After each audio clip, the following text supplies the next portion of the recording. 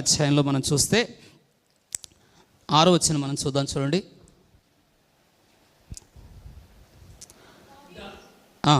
దావీదు కుమారులు బట్టి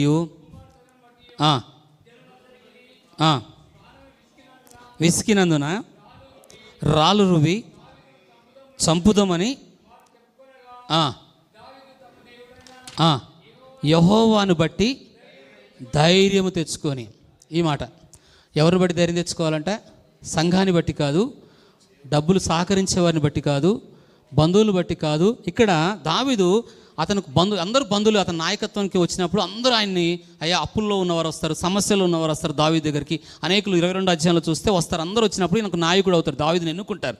ఎన్నుకున్నప్పుడు ఇప్పుడు శత్రువు వచ్చి ఏం చేశారంటే దావీదు భార్యలు వెళ్ళిపోయారు, దావీదు పిల్లలు వెళ్ళిపోయారు, అలాగే దావీదుకున్న సంబంధులు, అలాగే వాళ్ళందరూ స్త్రీలు కూడా శత్రువు వచ్చి ఎత్తుకొని పోయాడు. ఇప్పుడు వాళ్ళందరూ దుఃఖంలో ఉన్నాడు. దావీదు కూడా తన భార్యలు పోయారు కాబట్టి ఏడుస్తూ ఉన్నాడు.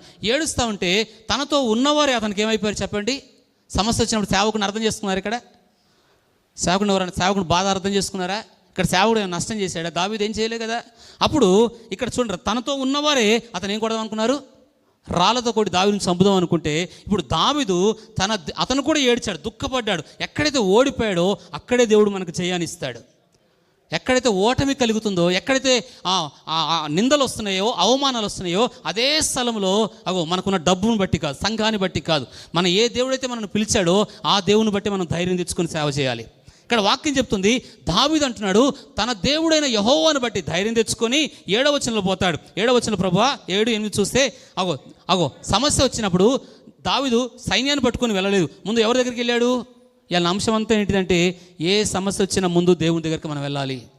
ఈ 7-8 వచనాలు చూస్తే దావీదు 8వ వచనం చదవండి.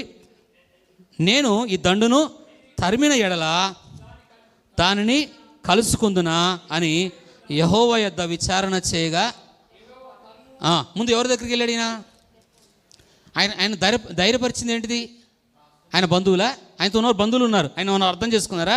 కొన్నిసార్లు సేవకుడిని